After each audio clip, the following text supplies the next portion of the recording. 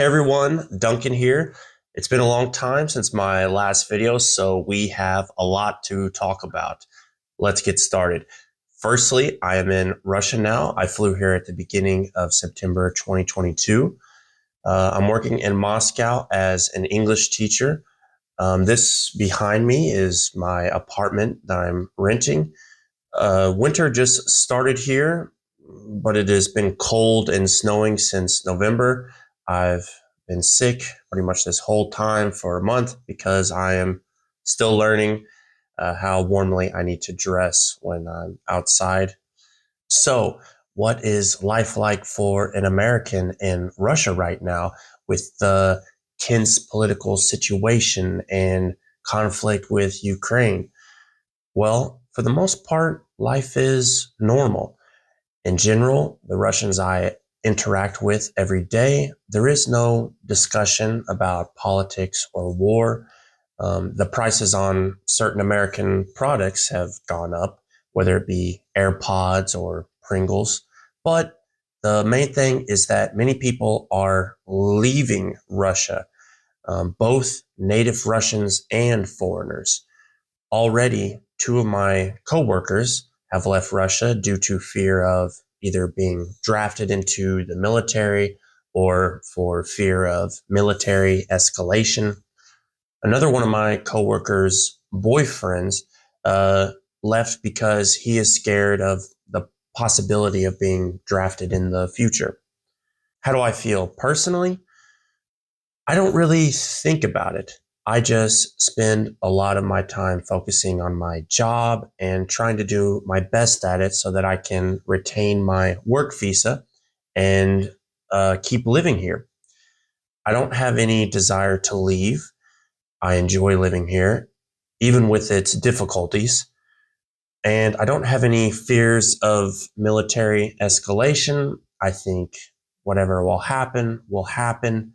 And danger is a part of life if you are a person who is seeking adventure. If you have any specific questions you would like to know about how life is here, write them in the comments and maybe we'll discuss it in a future video. So, what was the trip like getting here? Well, it was absolute hell. First off, you can't really book a chain of flights to get here because so many airline websites are refusing to sell tickets to Russia. So I bought a separate ticket in Istanbul. But if you have flights delayed on the way here, you are not getting your money back for missed flights because they have no responsibility to the separate airline. So I had a flight delayed in Germany that caused me to miss my flight from Istanbul to Russia. So I ended up losing that ticket, no refund, and having to spend another $600, $700 to buy a new ticket. Oh, and another thing to mention is I was bringing a moderately large sum of cash with me because there is no transferring money right now between the USA and Russia. This is my money to live on. And some customs officer in the Turkish airport tried to steal around $5,000 from me. It was a very tense standoff between us. And luckily, another customs officer showed up and I could explain the situation to him. And they let me go with all the money. Also, when you get here to Russia, you will have to do a bunch of bureaucracy and paperwork bullcrap, migration form, medical tests, giving blood and getting x-rayed, fingerprints, work permit, address registration, etc. This costs money to do. The fingerprints alone costed me 10,000 rubles. That's around $160 just to press my finger against a glass scanner. And if you use a taxi to travel, you're going to have the cost for traveling, all around the city. And good luck finding someone who will rent to you and be willing to help you with address registration. Most landlords refuse to rent to non-Slavic people here. They don't want anything to do with you. So, what is it like as an English teacher in Russia? It's been very interesting, especially since I don't have any prior experience as a teacher. But I've been doing great at it and learning more and more each day about how to work with kids and their different personalities. The one thing that caught me off guard about it is how time consuming it is. My job is technically part time. I usually work 4 hours a day. So before I came here, I imagined having all this free time to do things before and after my classes.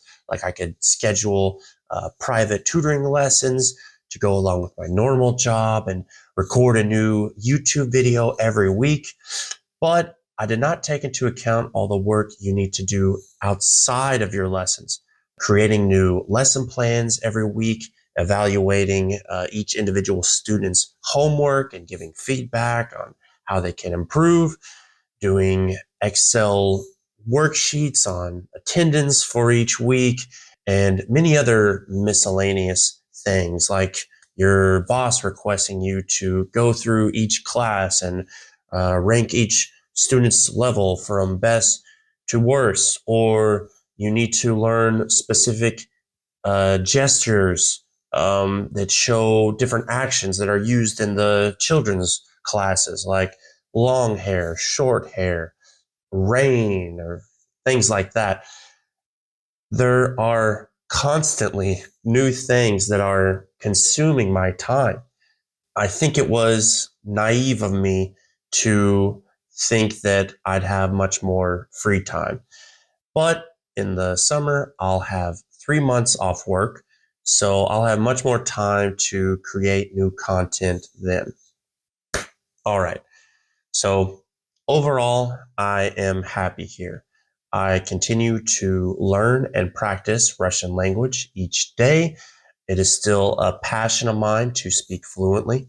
I've gone through many interesting experiences here that not many Americans will ever experience. I've got to spend time with some of the most beautiful and amazing women in the world, which is great. And there are difficulties that I deal with here. But overall, I'm happy that I'm continuing to grow as a person and gain new life experiences. All right. Thanks for watching. I'll see you in the next video. Bye bye.